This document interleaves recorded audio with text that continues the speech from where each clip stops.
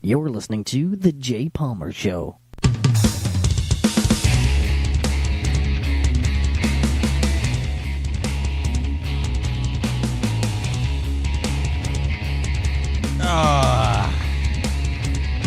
What is up, folks? My mic is loose. Hope all is well out there in the world.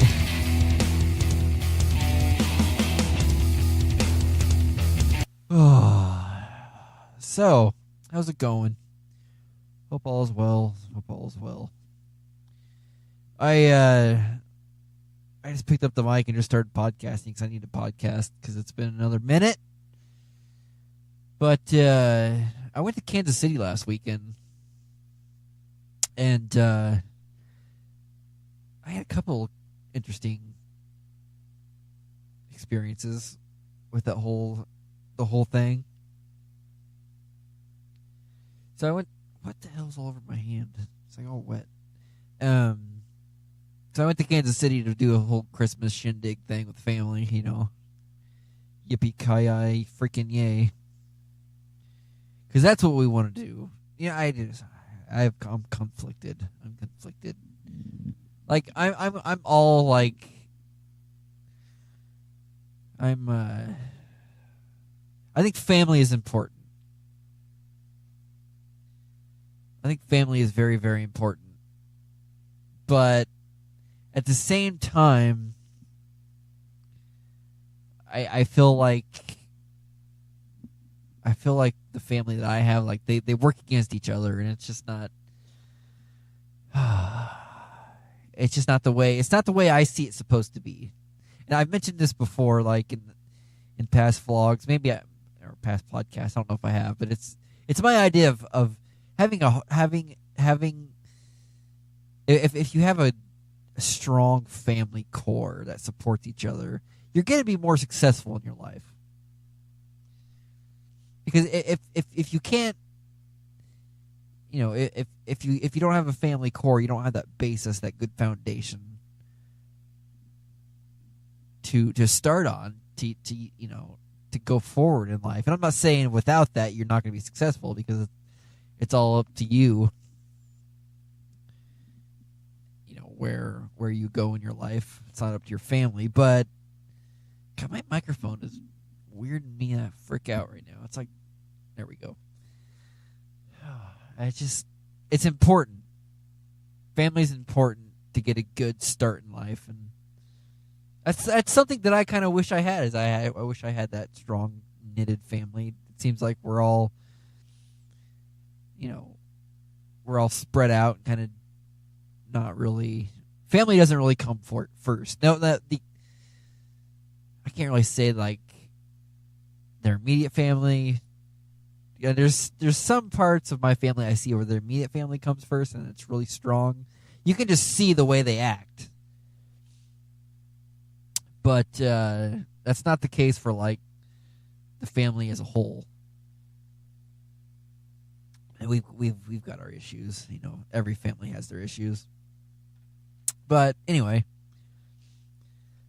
so I went to Kansas City for this whole Christmas shindig thing, and I rented a car.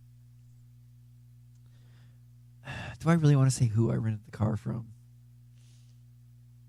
I feel like that's a bad idea, because I don't want to like alienate myself from, you know, money. I'm just gonna put it out there, like. So I rented a car. This particular rental car company has a particularly old school policy. Like, I feel like their whole foundation is like 1990s type philosophy on car rental process. So I don't know if any of you guys have. I'm sure you've rented a car before. Like one of the biggest. It's not a requirement. One of the preferred payment methods is a credit card. I don't own any credit cards. Like, I haven't had a credit card in over a decade because I don't want a credit card. I don't. One of my values is being out of debt and not using debt as a way of going through life, and I've been completely fine with it. It hasn't been an issue. Most people say, well, yeah, it is because, the world runs on credit scores, and not necessarily. That's your choice. And, I just prefer to use a debit card or the money that I have that I've earned to pay for stuff. But so I went to go rent this car through this particular company. And I did everything online, and I did this fast process where you could give them your driver's license number, and it was supposed to expedite the process of renting the vehicle. I'm like, okay, this is gonna be quick in and out, and it's gonna be done. I walk in there, and he greets me, and I was like, I'm here to rent a car, and he was like, well, I need, what was it? I need 3 forms of ID. It was 3 forms of ID, insurance, your insurance, and 3 forms of financial responsibility. I'm like, what the fuck? What? Dude, just I understand where I understand where they're coming from. It's like, well, I'm renting you a car. I need you to prove you're able to pay for this car. But the thing is right there it just kind of threw me off. It's like, okay, so I'm paying you money. I'm paying you my money. I have already paid you my money to rent this car. I've given you money, and you're making me show you that I need to prove to you that I'm financially responsible. It's like, I've already paid you, dude. I have given you my money. Why? I don't understand why I have to prove again why I can pay. It just doesn't make any sense. I think their philosophy is, well, if you're financially responsible, you're a good driver. And that's the dumbest correlation I've ever heard in my life. And again, a credit card doesn't determine whether you're financially responsible or not. Because if you had a credit card, you could be, hey, I don't want to pay this rental car, and you'll just end your credit card. I can't just do that for my debit card, or I'd be up a creek. And I was just like, so I went in there before work because I thought it was going to be a quick in and out. It ended up being a 30-minute ordeal. And I ended up having to I just happened to have my insurance on me, in a piece of paper insurance, since I have insurance for my car, and I just happened to do my DirecTV and my phone bill. I have it on my phone. It's just here, dude, here's proof that I have a job. And I don't, the whole idea, their whole idea is wrong. I don't your job is to rent me a car. If you're so afraid of me renting that car from you, maybe you shouldn't rent cars out. Because I'm not some kind of dumbass that's gonna go out there and wreck your fucking car. And even if I did, you have business insurance that covers that loss. Because you're a multi-million-dollar company. You should not, to this day and age, you should not be that paranoid about doing business with whatever it is you do. Because there's insurance out there. Even if I didn't have insurance, okay, let's say I didn't have my insurance on me. Would they not rent me a car? That just doesn't even make any sense. That insurance should cover the car, not, it doesn't make any sense to me. It shouldn't be that difficult to rent a car. fact that the fact that you have a credit card doesn't mean you're a better driver. That's a stupid correlation. The correlation doesn't make any sense, especially this day and age when everybody's tens of thousands of dollars in debt up to their eyeballs, who can't even keep their fucking lights on in their house,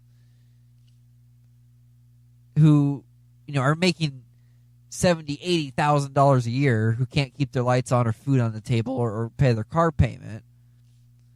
But the fact that they have a credit card tells them that they're responsible enough to drive a car. Excuse me, I have money in the bank, I am debt free, and I've been in one accident in my 20-year driving life. I'm less of a risk person than anybody else out there. Because I have no other financial responsibilities. I have money in the bank. I have insurance. I'm a lot less of a flight risk than anybody else out there. Because I'm not all over the place financially. It's just frustrating, man. I did rent the car though, and it was a super nice car. Like I say, it was a Honda or a Nissan Altima, which it drove great. I drove it up to Kansas City.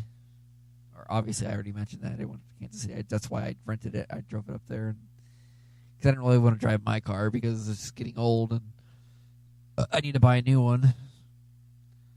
And that'll probably be another podcast in the future. My car buying experience. So I got to Kansas City, and I rented a hotel at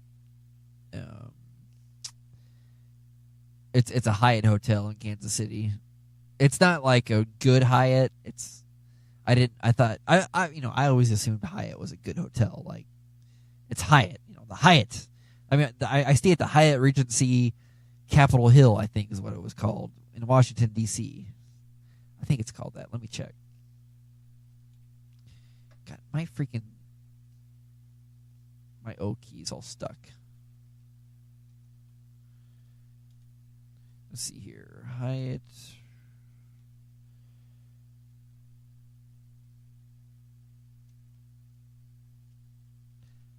Let's see here. Hyatt Regency Washington on Capitol Hill. That is a nice hotel. I stayed there. Wow, that just looking at that brings back memories. That is so weird. These weird flashbacks. And it was a nice hotel. Wow, this is so weird, dude. I walked down the sidewalk here and saw the Capitol building, and this is when I was 10.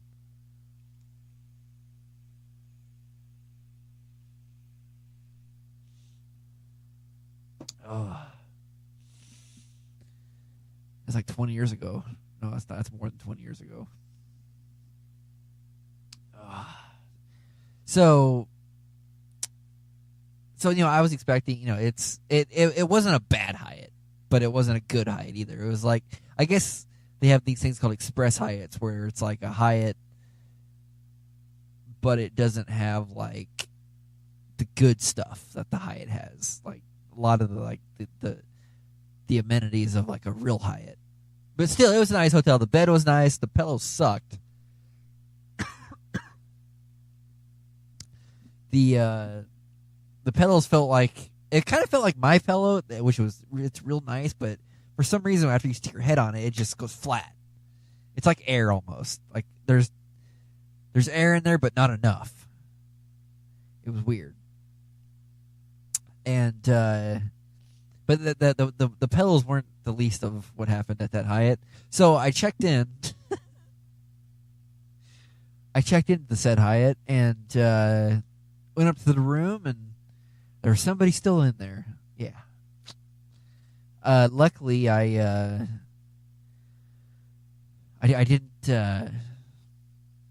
I didn't meet said person that was still in the room. I saw the feet and I saw dirty underwear on the floor. And I did one of those like slowly back out kind of things where I'm just like, hey, I'm just going to be real quiet. I mean, there's no way they couldn't have heard me. There's no way they couldn't have heard, because those, you know, if you've ever opened a hotel door, it's like clank, and then, you know, because it has those key fob type doors, you know what I'm talking about? And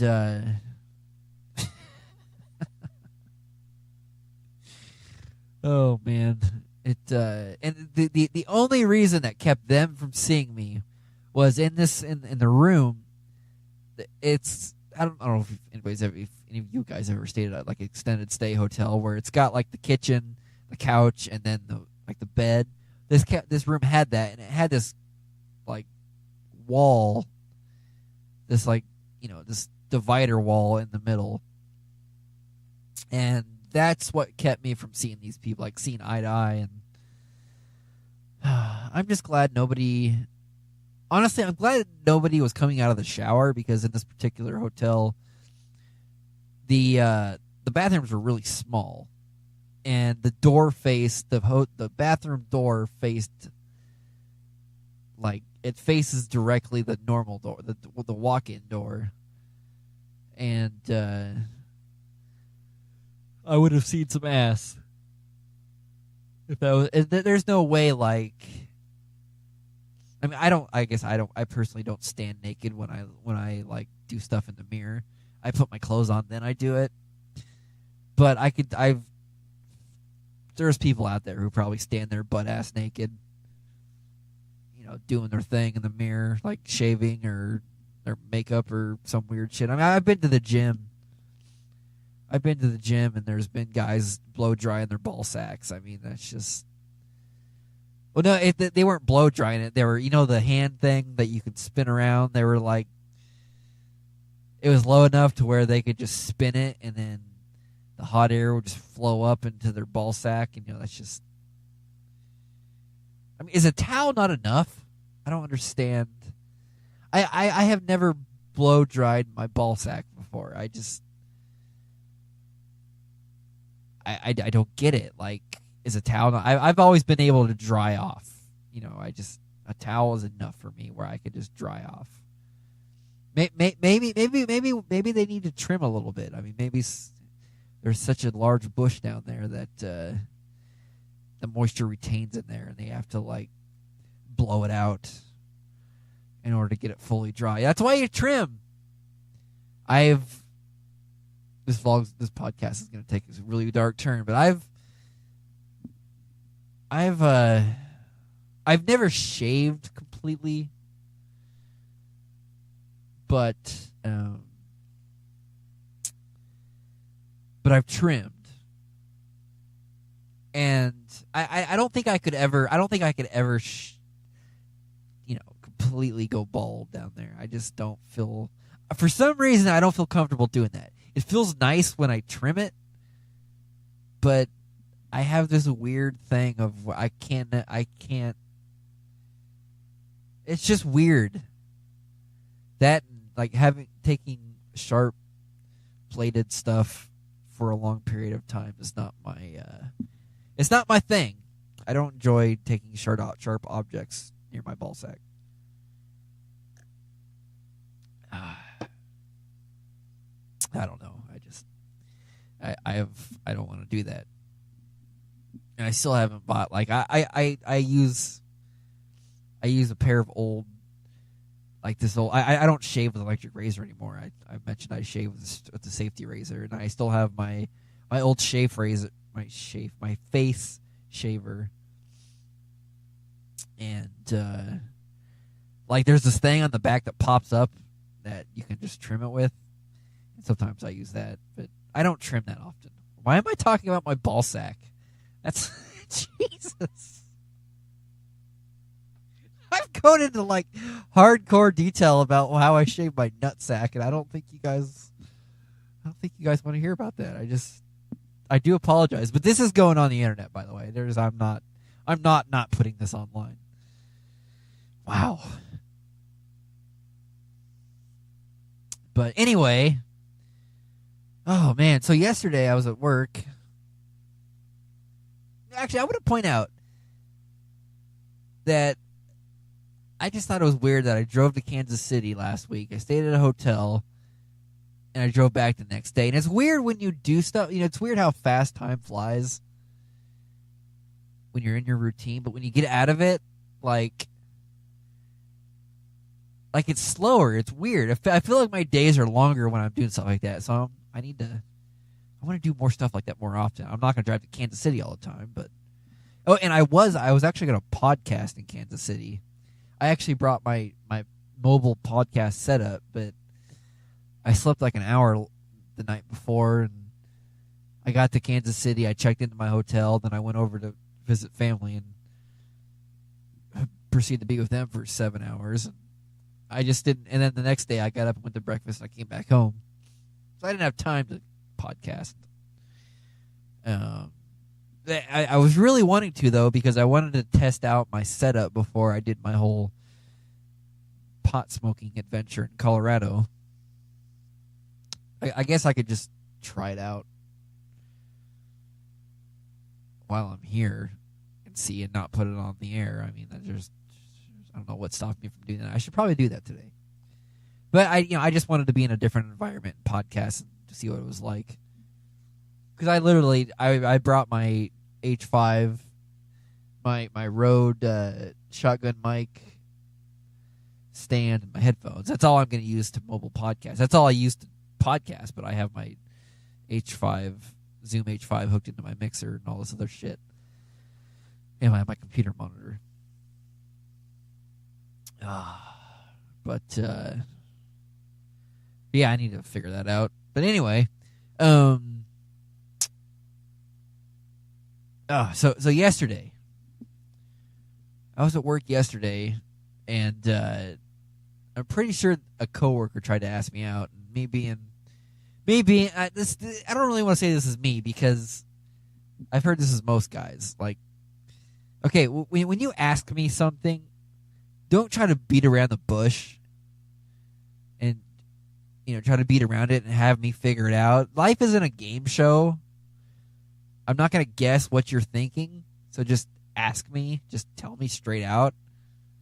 And that's what this girl, she was like, I was with, first of all, I don't think it was appropriate for her to even like come up and ask me while I was with a patient, but that's just my, this is a guy that has dick jokes all the time while at work. I'm just saying, but there's certain things that I wouldn't cross, and that this is one of them. So I was dealing with my patient, and I was waiting at the elevator. She came and we started talking, and she was like, yeah, I'm thinking about going to Star Wars tonight, and I have a second ticket. And then the elevator, and then ding, the elevator, and I'm like, and my exact words were, yeah, I don't think I've seen the first Star Wars. And then I start walking towards the elevator with my patient, and I say, see ya, and she kind of says bye, and then she just kind of walks away. And I was on the elevator. I'm like, fuck, she just tried to ask me out, I think. And that's the thing. I mean, this is one of my cardinal rules of dating, of meeting somebody. If you can't be straight with me, like, I don't think I want to date you, because if you can't be straight with me with this, there is no attachment. There is no, like, for me, I guess I have no end goal here. There's no, I guess her end goal is for to date me, but that's with me in dating, is I have learned to become detached from dating and just date them for who they are. And if they're fun to be around, great, let's figure something out. Let's figure something else, or figure something out. If we want to start a relationship. But I keep this detached type of frame of mind when I go into this stuff. Because if you're attached to something, and stupid shit starts to happen, and you end up miserable. But the problem I have with trying, and I've heard this is most women, but the problem I have with the way she approached it is she's trying to get me to guess what she wanted, and then try to turn around and make the power be in her court instead of mine. I'm just not into the whole psychological bullshit. If you want to ask me to a movie, ask me to a movie. Don't come up to me and go, yeah, I have a second ticket and I have a spare seat in my car and there's a second seat at the movie theater. I'm just saying. I mean, what the fuck? I don't have time for. I'm not going to sit here and play a guessing game with you. And if you want me to guess with you now, okay, let's say we start a relationship 10 years down the road, and there's a dish in the sink, and every time she goes to the sink, she starts rattling this plate and sticks it in the thing, and just it slams the doors. Because I've seen this shit before. Don't tell me this shit doesn't happen, because it happens. I've seen it happen. She starts slamming doors, all this shit, just because this fucking plate's in the sink and she wants me to pick it up. Instead of saying, "Hey, can you put this plate in the dishwasher or something, or wash it or something?" There's all this bullshit. No, her doing that yesterday was the beginning of the plate, or was the beginning of the dirty car, or something that she wants and she's unable to communicate it to me, and it makes me fucking guess for it. That's not the way this is going to go. And I, as a human being, refuse to play into that stupid little mind game.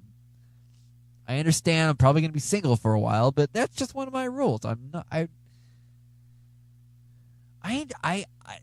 is too short. This isn't a game show. I've said it before. Life is too short to deal with the bullshit. Like, if you want something, it's like you don't go to McDonald's and fucking order a quarter pounder with cheese and really want a Big Mac and then complain about the quarter pounder cheese because you really wanted a Big Mac. You don't do that. You ask for a fucking Big Mac. Just ask me for a fucking Big Mac. Stop the bullshit.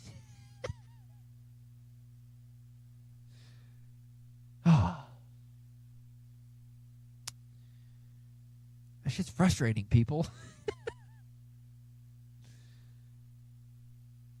There's the pool. I swam in that pool. I swam in the pool. I'm still looking at pictures of the Hyatt.